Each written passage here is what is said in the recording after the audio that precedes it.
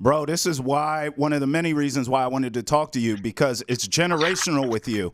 We're talking about the new team that you were partying for the other night winning the title, but also you're tight with the '08 team. And then, Mike Biv, I can only imagine growing up here, bro, watching all the great basketball you watch with Larry Bird and them boys, man. Like, it's generational for you, Celtic pride. Can you share some of the childhood Celtic memories that you have? Because you're not new to this winning thing. You true to this. Yeah, well, when I was little, I was fortunate enough to go to Roxbury Boys Club. And then one of the nights they had a hot shot night where the kids would shoot at the foul line, shoot on the side of the foul line, shoot down by the basket, make a layup. And I participated during halftime. That was really my first time touching the parquet.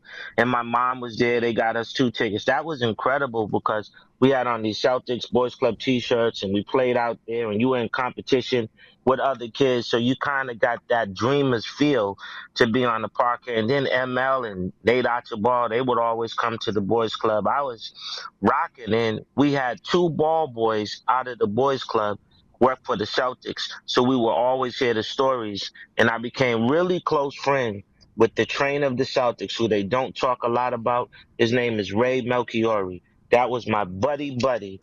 And the first person I met at the Red Hour back basketball camp was Red himself. He Wow. gave me a 10-minute conversation about basketball and he introduced me to Dave Collins, this, that, and the third when he was wearing Latigra sneakers. And Red was my man. As cool as he is with the cigar, he's even cooler in a 10-minute conversation. Wow, bro, that's legit history that you are a part of, man. That's incredible. That is Yes, incredible. man.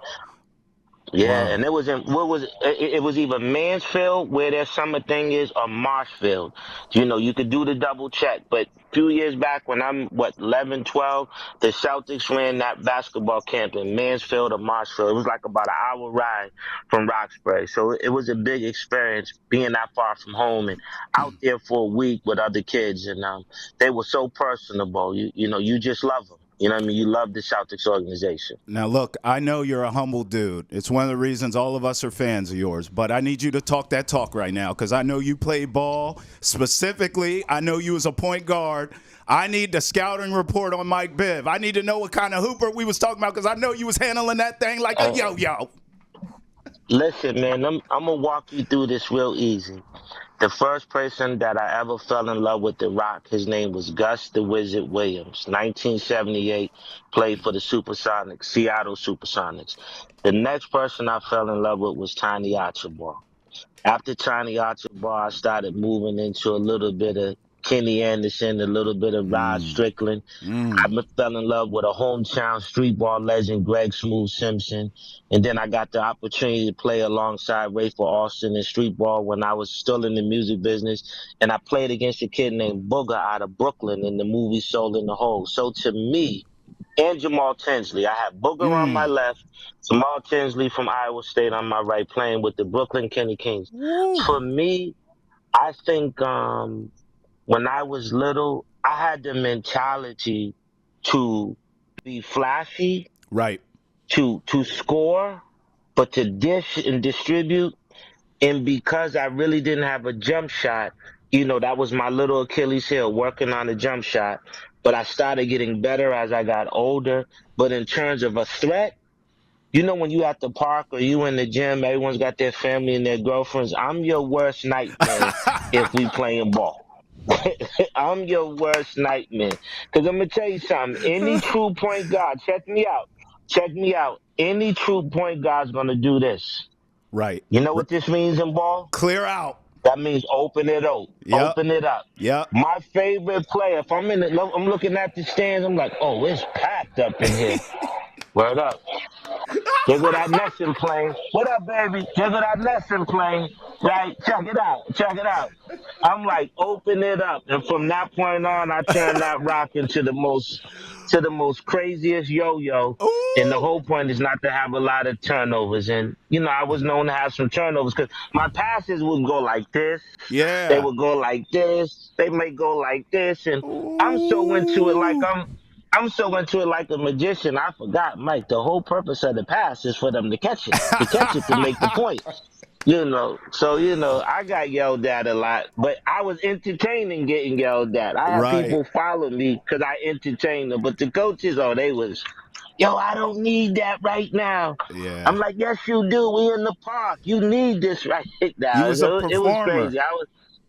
I was, I Yeah. was, I was, Yeah. I was. I'm not gonna lie. I enjoy entertaining people on the court. No Absolutely. doubt. And off the That's court my ish. as we see. That's that ish right there. Yeah, no Yeah, question, yeah, bro. yeah. I You had wanted to me to give ask. it to you? I'll give it to Yeah. you. I'll give it to you. I'll give it to you. All right, Mike Biv, you know I had to ask because I know you used to put them cats in the blender, but the reason I asked you is because I have a hooper on the show. You met him the last time you were here, Ante Campbell, our esteemed producer. He balled out Division One, Mike Biv. He balled out at UTEP and Fresno State, and I know he wants to talk to you about hoops. Nice. Yeah. Shout out to Yes, Miners. yes. Shout That out to orange. I Bulldogs. liked it. That orange. Yeah, Yes, yes. picks up. You know what I'm Well, saying? But look, Mike Biv, last time we had you, you talked about your community work, and I know we'll get more into that, but you also talked about your childhood memories in this episode. Look, my kids back in the day, in LA, I used to run a community center. So my kids, every time we go on a field trip, they wouldn't let me get out the car without playing Mr. Telephone Man. Oh, And that made me start thinking about, in 84, you were 16. What was your favorite player during those days? oh, 84 Jordan. He was coming through.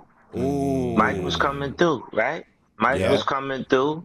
And I like the GP. Gary, I think Gary should have been in 84. And honestly, one of my other favorite players, can't recall when he stopped, was George Gervin, the Iceman. Wow. Wow. That was my man for San Antonio Spurs. It was just something about the way he walked. He walked a little bit different than everybody. George was the Iceman was different, and his poster is still crazy.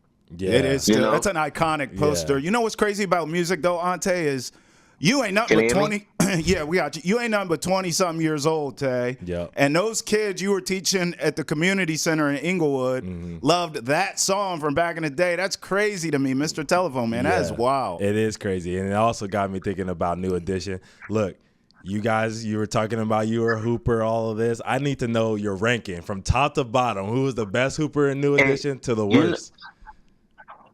You know what's crazier? What's up? You know what's crazy? Inglewood. Yeah. I'm gonna take you to Inglewood. You know I used to I used to ball in Inglewood. Where? I used to ball at Rogers Park. I know about Rogers Park too well, man. But Yeah. yeah. My man Lusky from Soul Train. He used to be over there, and I used to leave from Hollywood and drive through Inglewood just to ball at Rogers Park on Sundays. They would open up the gym for us, so that was my low key hood spot. Okay. My rankings with my group is simple. I'm the point guard, and I make all of them look good. How about that?